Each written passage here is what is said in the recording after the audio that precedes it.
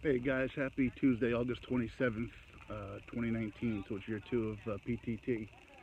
Um, I try to do videos now when I've got something I think worthwhile.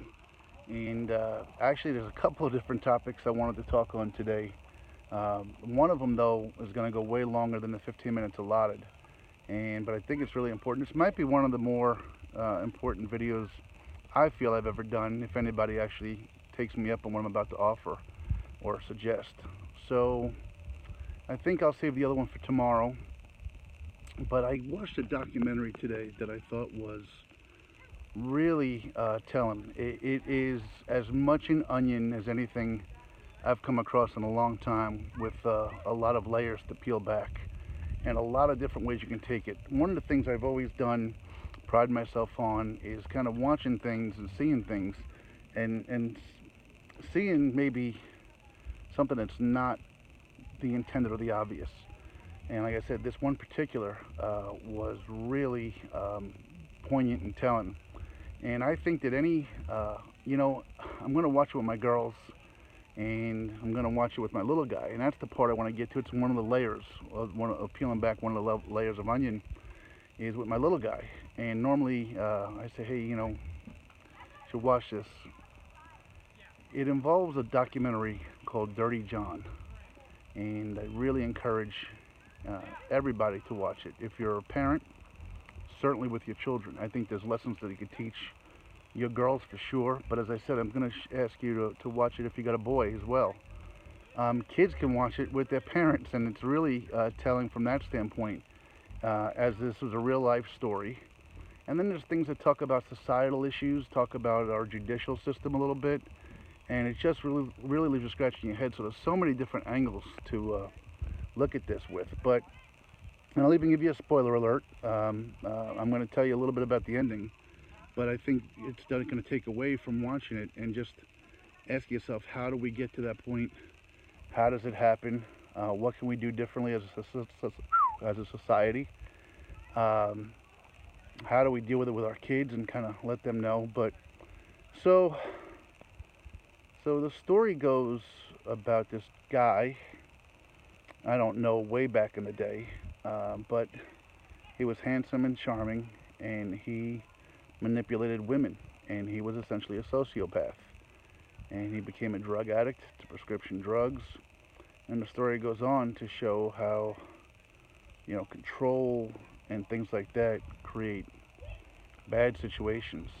Um, but what was mesmerizing to me a little bit was I saw a little bit of myself in this documentary, not as the sociopath, but as the woman. I'll explain what I mean by that too.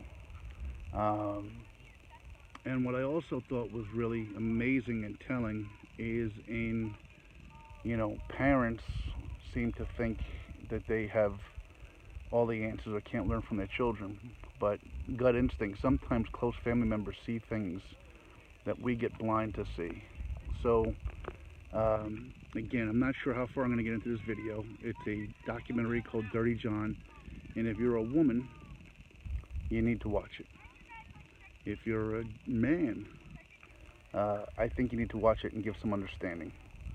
But one of the underlying things of this, what allowed this man to be so successful in his predatory and his manipulation, and there's an underlying tone.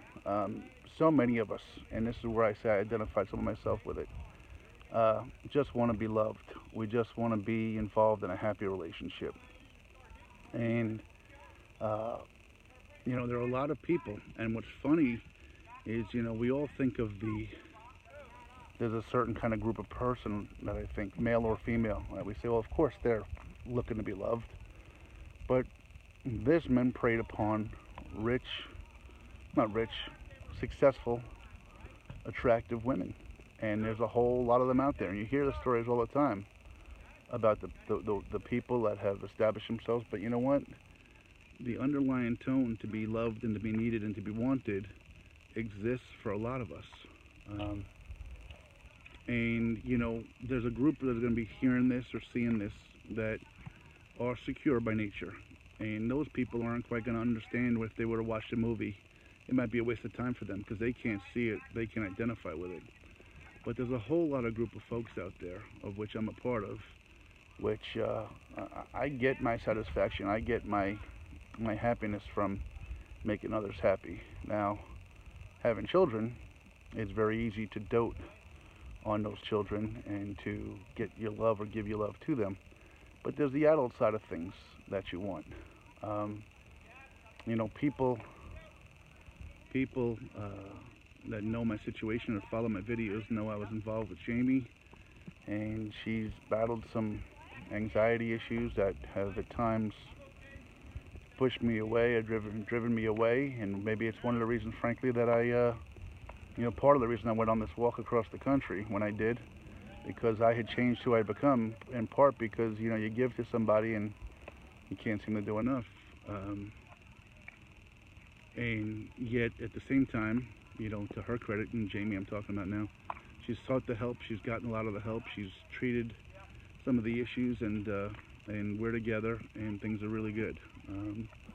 I got to give her credit, she's come a long way. But there was this point where I was on the dating sites, not many, I was on Our Time.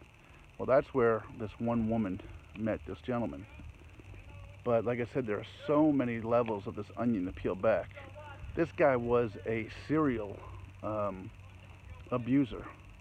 How does it happen?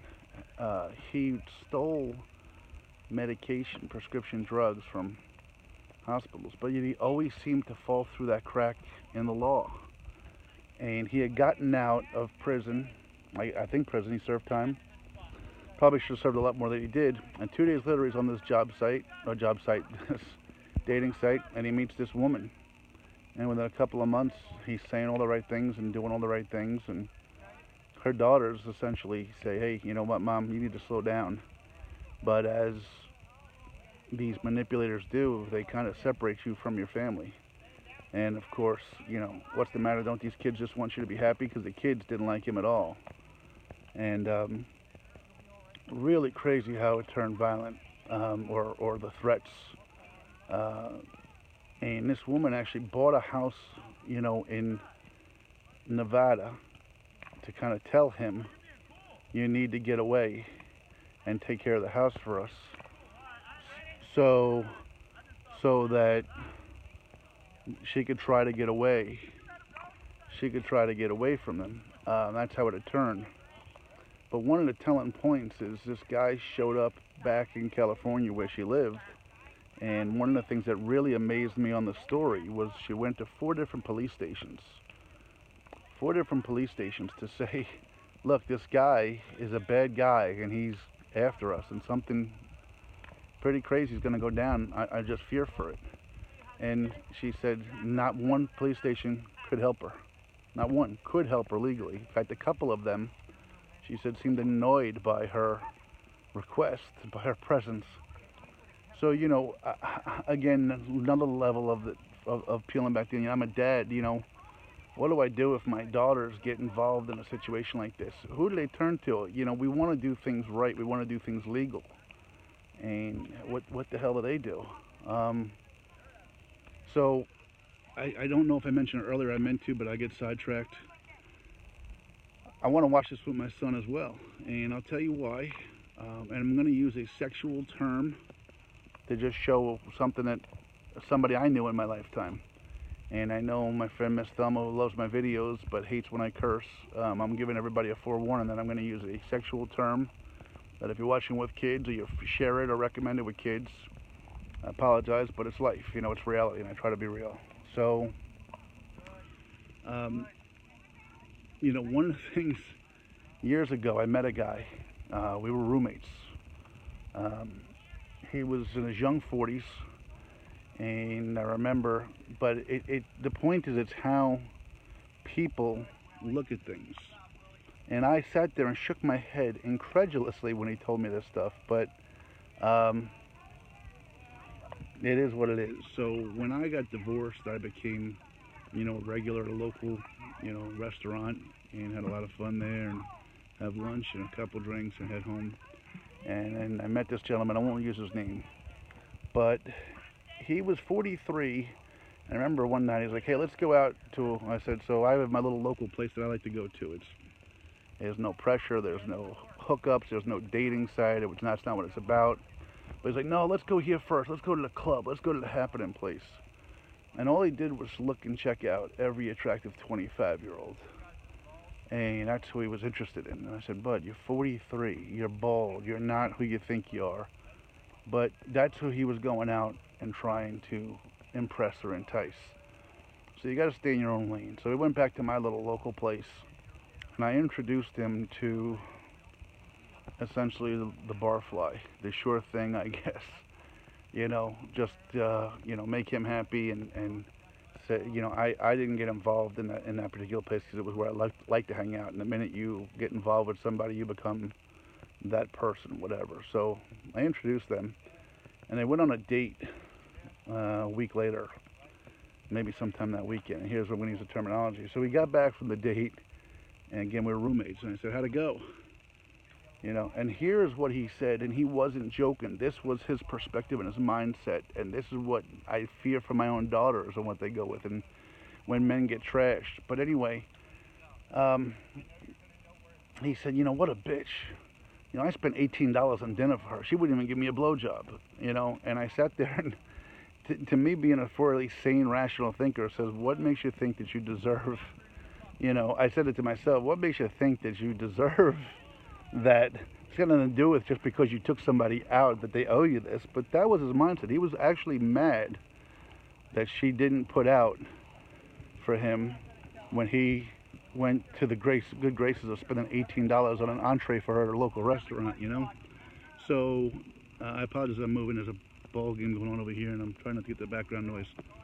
But there are men out there that think like that. And then, again, another level and why I want to watch this video with my son is for this reason, and I could speak firsthand to something along these lines as well. As I said, I was on a dating site called Our Time for older people, the old person's dating site. I call it the over 50. And I'm a pretty decent guy. When you get to know me, I can hold a conversation. Whether I'm your cup of tea physically, that's on them. But you'd meet some people, and I'd find them interrogating me. Some things you'd find this connection, and you click a little bit with, and I'd find them interrogating me. And I'm like, what? I don't, look, this is who I am. If you've got a problem with that, then that's on you. I'm not making things up. I'm not lying. And it kind of bothered me, or I said, hey, hey, maybe you're not the one for me, kind of deal. But after watching this documentary, I have to have some understanding, and this is why I want to watch it with my son. I want to watch it with my boy to say, look, if somebody is a little bit skeptical, if somebody wants to take the time to get to know you, or not go falling head over heels in love with you, maybe it's justified. There are people out there, these women, your sisters, your mom, now I'm not in a dating game anymore, but they need to be concerned. They need to be cautious and wary because of guys like this Dirty John. I got about less than a minute and a half now.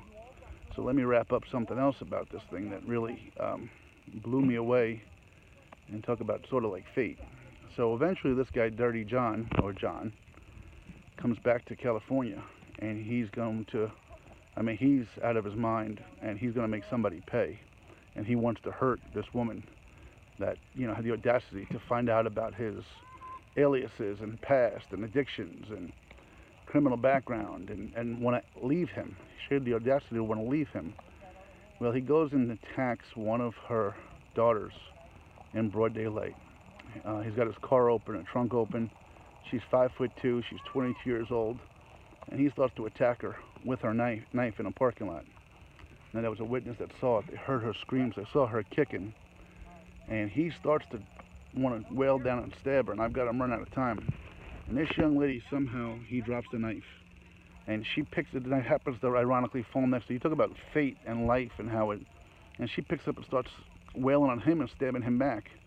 Well, one of those stab wounds goes right through his eye into his brain, and eventually he's put on life support, and gets the plug pulled.